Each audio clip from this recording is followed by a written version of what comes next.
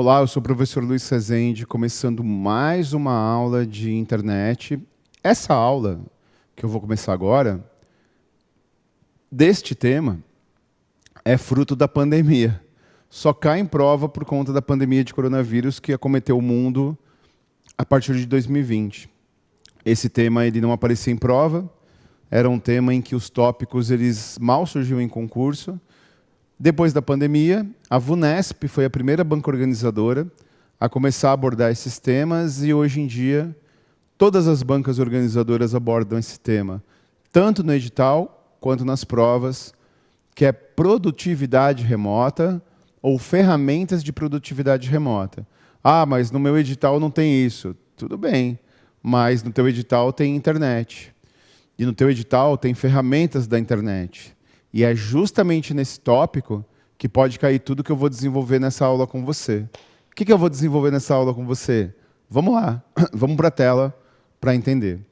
Então, produtividade remota ou ferramentas de produtividade remota são todas as ferramentas que a gente utiliza no nosso dia a dia. O Zoom e o Google Meet, apesar de nós utilizarmos muito essas duas ferramentas no nosso cotidiano de trabalho remoto, elas caem de forma minoritária em prova. O que cai de forma majoritária em prova é o Microsoft Teams, Cisco Weber, Skype e Hangout. Eu incluiria, nesse conjunto o WhatsApp. Mas o WhatsApp não é necessariamente uma ferramenta de produtividade remota. Vem comigo. Quando nós tivemos que, por conta da pandemia e por conta do risco de contaminação, ficar em casa, nós começamos a reunirmos no trabalho, com amigos, com família. Teve aquele lance de, sei lá, festa de aniversário virtual, fim de ano, cada um na sua casa, na tela do computador, utilizando o Zoom e utilizando o Google Meet. E essas duas ferramentas, tanto o Zoom quanto o Google Meet, são ferramentas que têm características que a gente sabe muito bem. Em primeiro lugar, permitem telereuniões, reuniões remotas. Em segundo lugar, são ferramentas que permitem você compartilhar conteúdo. Em terceiro lugar, são ferramentas que possibilitam você compartilhar tela, enviar vídeo, gravar reunião. Todas essas características são características comuns a todos esses programas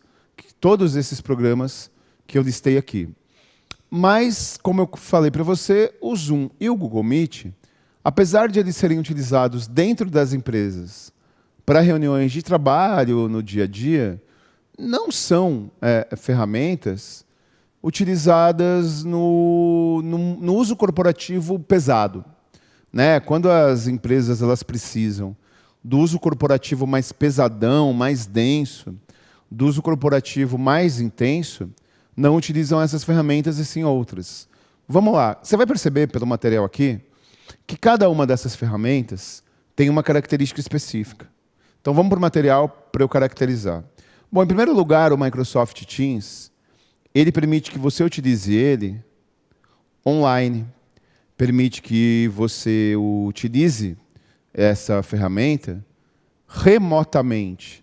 Você não precisa instalar o Microsoft Teams no seu computador. Você não precisa tê-lo no computador. Porque, afinal de contas, como eu acabei de dizer, você pode fazer uso remoto dessa ferramenta. E depois, ele permite uma quantidade grande de usuários, ou seja, ele permite o que a gente chama de convenções.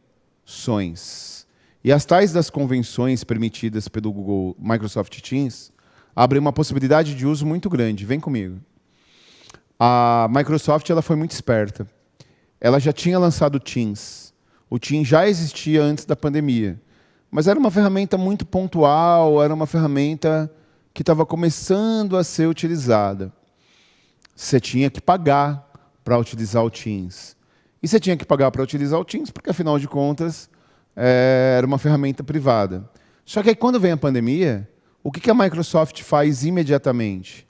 Ela libera recursos básicos do Teams para serem utilizados gratuitamente por todo mundo. e ele libera o uso do Teams para universidades públicas e privadas para ter conteúdo online. E aí, ainda por cima, a Microsoft ficou com fama de boazinha, fama de uma empresa social, fama de uma empresa marota e gente boa, e ainda por cima, fora tudo isso, a Microsoft começou a ter a sua ferramenta, né, o Microsoft Teams, conhecido pelas pessoas. Deu para entender? E, como eu disse, né, e tudo que você faz no Zoom, tudo que você faz no Google Meet, você pode fazer no Microsoft Teams. Só que ele permite você fazer grandes convenções. Por exemplo, em 2020, uma empresa alemã, ela iria realizar uma convenção. Essas convenções de 5.000 pessoas. E aí ela cancelou a convenção porque teve a pandemia. Aí a Microsoft chegou para essa empresa e disse: deixa que a gente organiza. E eles organizaram uma convenção, um encontro, uma feira, um evento online. Então eles permitem que todo mundo fique numa sala virtual gigantesca. Depois eles permitem que cada um vá para a sua sala particular, né, para a sua sala específica. Permite que você crie subgrupos, permite que você tenha programação de vídeo. E mais do que isso, permite um fluxo de pessoas muito grande. Então, todas essas ferramentas, elas têm características em comum. Todas elas têm as suas particularidades, mas algumas são mais importantes que as outras, e cada uma delas tem o seu perfil. Então, voltando para o material, se a gente for destacar um perfil do Microsoft Teams, é exatamente esse aqui, ó. Permitir convenções. Cisco Weber, que desgraça é essa? Vem comigo. A empresa Cisco é uma empresa muito famosa, muito conhecida, por ser uma empresa de segurança cibernética. Então, toda vez que você precisa de recursos de segurança, toda vez que você precisa reforçar sua característica de segurança cibernética, as empresas procuravam a Cisco especializada nisso. Só que aí tem um problema, né? Quando você tem uma discussão muito séria, quando você tem uma discussão privada, quando você tem alguma discussão importante numa empresa, você fecha as portas, dependendo do grau de importância da reunião, você nem permite que tenha smartphone na sala. Várias empresas que trabalham com dados sigilosos têm, inclusive, salas com bloqueador de celular, e você faz a reunião, ninguém pode sair com nada anotado da reunião. Reuniões de alto nível de sigilo. Agora, e quando você não pode fazer reunião presencial? E quando você tem a pandemia? Você faz o que da vida? Você resolve como o problema? Então, a Cisco ela lançou uma ferramenta que tem todos os recursos das outras ferramentas. Vamos lá para o material. Então, o Cisco Weber ele permite que você utilize ele online, você não precisa necessariamente instalar o Cisco Weber no seu computador. Só que a característica do Cisco Weber, que diferencia, né, essa ferramenta das outras ferramentas do mercado, é que ela tem segurança. Vamos lá, vamos anotar. Então, ela tem níveis elevados de segurança corporativa. É isso que marca ela, é isso que caracteriza ela. Então, vem comigo, você imagina o mercado financeiro que é tão sensível, o mercado financeiro que qualquer informação, o mercado já fica nervosão. Você imagina se você não tivesse privacidade nas reuniões, se você não tivesse privacidade no conteúdo. Então, encontrou Cisco Weber em prova, é isso. Encontrou citação a essa ferramenta, é exatamente isso.